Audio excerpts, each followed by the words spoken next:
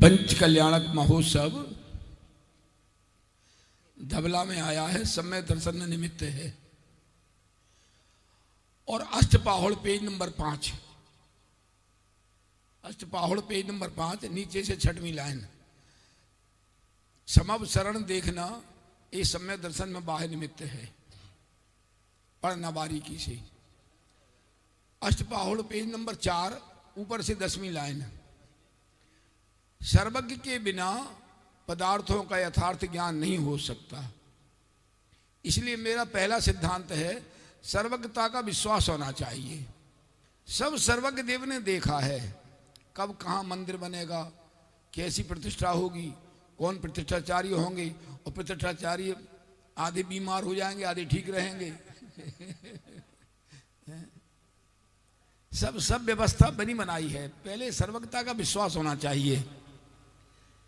हमें कब सम्य दर्शन होगा, कब मोक्ष होगा, ये सब केवल ज्ञान में नोंद है। आकुलता करना जैन धर्म कभी सिखाता नहीं है, किसी भी बात की आकुलता नहीं होना चाहिए। मुझे सम्य दर्शन हो ही जाए, मुझे जल्दी मोक्ष हो जाए, ऐसे चाहने से नहीं होता। ना मोक्षोपि मुमुक्षुतः, आचार्य अमरचंद्र देव का वाक्य है समय सार में। दूसरा मेरा बढ़िया वाक्य है कि मैं अनादि अनंत हूं। कब से देख, समुद्र में जल कब से है बोलो? सूर्य का उदय पूर्व में कब से हो रहा है, सूर्य अस्त पश्चिम में कब से हो रहा है? अनादि से। रविवार के बाद सोमवार आ रहा है, सोमवार के बाद मंगलवार आता है, कब से हो रहा है? ये सब अनादि की व्यवस्था है। हाथी घोड़े वगैरह कब से हैं? सब अनादि से हैं। कोई कर्ता धर्ता है नहीं, वस्तु का परिणमन स्वतंत्र है बराबर। इस पुद्गल परमाणुओं का परिणमन भी स्वतंत्र है। कब गले के परमाणु सही हो जाए, आवाज सही हो जाए, कब गले के परमाणु खराब हो जाए, आवाज खराब हो जाए। ऐसी वस्तु व्यवस्था की स्वतंत्रता केवल ज्ञान में भगवान ने देखी है, और हमारे ज्ञान में वो आना चाहिए, विश्वास होना चाहिए। मैं अनादि अनंत हूं, दूसरा पॉइंट है। तीसरा पॉइंट है चार गति के दुख दुख लगना चाहिए। जब तक भाई साहब 8 कर्मों का नाश नहीं हुआ, एक जीव ने सिद्ध अवस्था की प्राप्ति नहीं की, तब तक जन्म मरण का चक्कर बराबर रहेगा ही रहेगा। माँ के पेट में 9 महीने नहीं आना हो तो एक ही उपाय है, सम्यक दर्शन की प्राप्ति का उपाय करो। पुरुषार्थ सिद्धि उपाय छंद नंबर 21, तत्रादौ सम्यक्त्वम समुपाश्रणीय अखिल यत्ने ने। अखिल यत्ने का अर्थ किया है टोडरमल जी ने, मरकर के भी सम्यक दर्शन की प्राप्ति का उपाय करो। मरण का वरण करके भी सम्यक दर्शन की प्राप्ति का उपाय करो। संसार से छूटने का एक ही मार्ग है। कभी कल्पना कही? अभी मालूम पड़ा है 6 महीने में एक बालक पैदा हो गया पिड़ावा में, और डॉक्टरों ने उसे कोटा में आईसीसीयू में रह करके पाल लिया, बच्चा जिंदा है, सही है। अब 4 महीने हो गए जब से। बोलो 6 महीना में ये शरीर पूरा हो जाता है, माँ के पेट में कैसे रहता होगा बोलो? कभी कल्पना करो। जन्म मरण के चक्कर से छूटने के लिए एक ही उपाय है, तत्रादौ सम्यक्त्वम समुपाश्रणीय अखिल यत्ने ने। बस सम्यक दर्शन की प्राप्ति का उपाय करो। और सम्यक दर्शन की प्राप्ति बहुत सरल है, इतनी सरल है कि अंजन चोर जैसे बोलो मुख चले गए। बोलो गजकुमार सभा में बैठे थे, नेमिनाथ की सभा में, कोई पॉइंट ऐसा आया वो अंदर में सहन नहीं हुआ और समोषण छोड़ के चले गए। मुनि दीक्षा ली। ससुर को मालूम पड़ा, जिनकी 1 दिन पहले सगाई हुई थी, ससुर को मालूम पड़ा अरे ये तो मुनि हो गए, मेरी बेटी का क्या होगा? वो क्रोध में कसाय में आ गया।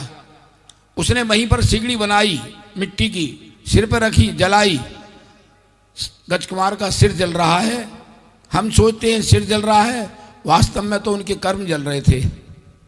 बोलो भाई साहब, समर्पण चाहिए स्वरूप के लिए, स्वरूप की रमणता के लिए समर्पण चाहिए, और कुछ नहीं चाहिए। बस उपयोग की स्थिरता चाहिए। बाहर का तो सब परिणमन स्वतंत्र है, कौन किसकी अधीन है। तीर्थंकरों को कोई बीमारी तो होती नहीं है, केवल ज्ञान होने के बाद में उपसर्ग होता नहीं है। फिर भी भगवान महावीर 72 वर्ष की आयु में चले गए। अच्छा भाई, हम तो सोचते हैं हमें तो 7 साल बोनस के मिल गए। क्या देवता, ये 3 भाई अपन नहीं घबराते, हमें तो 7 साल बोनस के मिल गए, हमें चिंता नहीं है। सब वस्तु का बड़ा स्वतंत्र है, ऐसी व्यवस्था होना चाहिए। गुरुदेव का जब अंतिम जन्मदिन मनाया जा रहा था मलाड़ में, 1980 की बात है, गुरुदेव ने 6वीं गाथा ली थी। और 6वीं गाथा का मथाला बोलते हैं, ऊपर की लाइन है ना, को असौ शुद्धात्मा इति चेत। गुरुदेव ने आधा घंटा लिया उस पर। भगवान मारो बीजू का ही प्रश्न थी, धन संपत्ति कैम मिले, भाईडी शुक्ला कैम मिले, आबरू इज्जत कैम बढ़े, मारो का ही प्रश्न थी। आधा घंटा बोले गुरुदेव। मारो तो केवल एक ही प्रश्न है, भगवान आप जो 5वीं गाथा में कह के आए हो कि मैं अपने समस्त वैभव से आत्मा को दिखाऊंगा, प्रभु मुझे तो आत्मा दिखाओ बस, मेरा और कोई प्रश्न नहीं है, बस मुझे तो आप मेरा बस आत्मा दिखाओ बस। अपना आधा घंटा लिया था गुरुदेव ने। अब वो बहुत मैंने कोशिश करी, कभी वो प्रवचन मिला नहीं आज तक। देवता ढुलवाना, वहां पर कोशिश करवाना, मिल जाए तो अच्छा है, नहीं मिला तो कोई बात नहीं। मार्ग बहुत सरल है, जीवन में सहजता होना चाहिए। क्या भैया स्वप्निल, जीवन में सहजता होना चाहिए, सुखी रहना है तो सहजता, सरलता, सजगता, कोई बात नहीं। इतनी आयु होगी वो निश्चित है, उसको कोई टाल नहीं सकता। अब कल प्रकाश दादा मैनपुरी वाले गए, 95 के हो गए थे, 95 होगा, 98 होगा, चलो कोई बात नहीं। कल मैंने पढ़ा था 95 पढ़ा था, बोलो सब। और गुरुदेव 91 में गए, राम जी भाई 104 वर्ष में गए, बोलो 102 वर्ष की उम्र में भैया स्वप्निल राम जी भाई हमें प्रवचन सार की 80 गाथा पढ़ाते थे, बिना चश्मे के, बिना चश्मे के। राम जी भाई 180 वो 80 में गाथा पढ़ाते थे। सबकी परिणमन स्वतंत्र है, बस वस्तु व्यवस्था का ध्यान रखें। जो हमें पुण्य के उदय से लाभ मिला है, गुरुदेव हमेशा पद्मनंदी पंचविंशतिका का उदाहरण देते थे।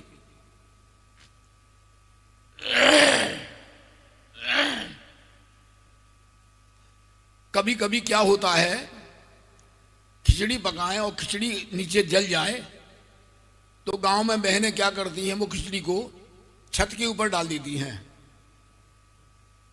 जली हुई खिचड़ी को नीचे की।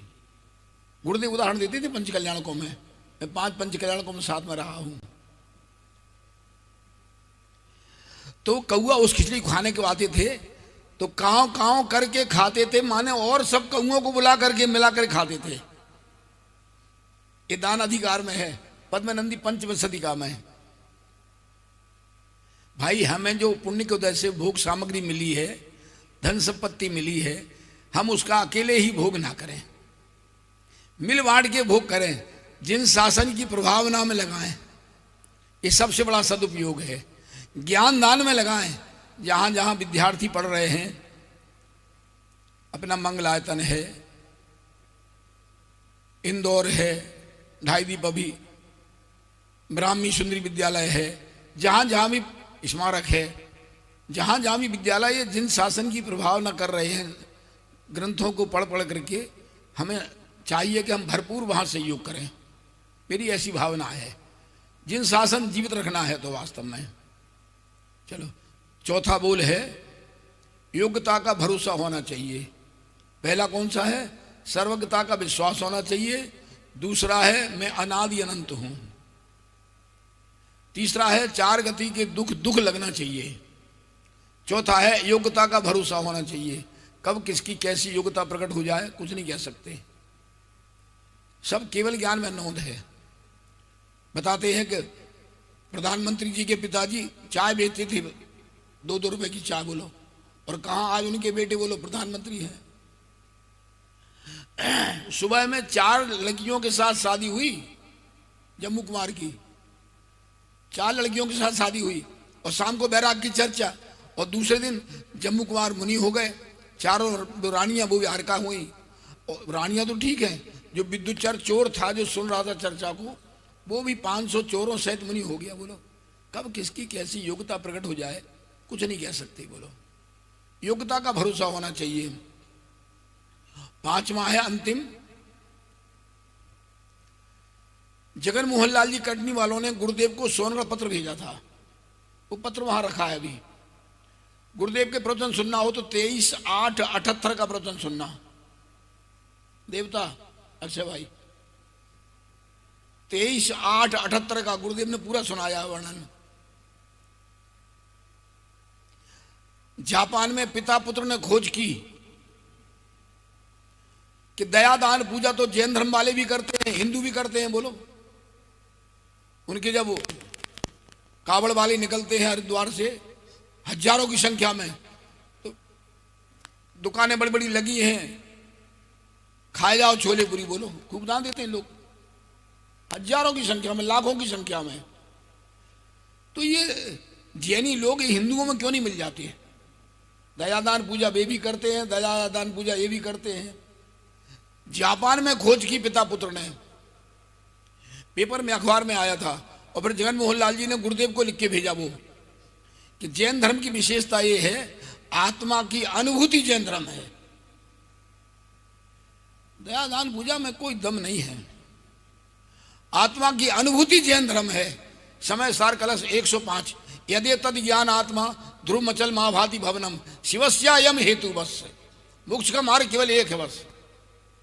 इतना ही बहुत है, बोलने को मैं बहुत बोल सकता हूँ। अभी थोड़े गले के परमाणु सही है तो ठीक है, आवाज़ आ रही है, और कभी कभी गले के परमाणु ऐसे हो जाते हैं तो आवाज़ ढंग से आती नहीं, तो क्या करें, सब पढ़, लेकिन अपन तो स्वस्थ हैं, अपने को कोई परवाह नहीं है। जो होना है पड़ोसी को हो रहा है। पड़ोसी ने बहुत सहयोग किया भैया 50 साल से। मैं समझता हूँ कि मेरे बराबर घूम घूम करके प्रचार किसी ने नहीं किया होगा, जितना मैं घूमा हूँ इतना कोई नहीं घूमा होगा वास्तव में। और अभी भी अब वो ठीक है, अभी 6 कार्यक्रम कैंसिल कर दिए। अभी मेरा तो एक ही रहता है कि भैया मोक्ष मार्ग प्रकाशक पढ़ो, बारीकी से पढ़ो, बारीकी से पढ़ो मोक्ष मार्ग प्रकाशक। जय जिनेन्द्र।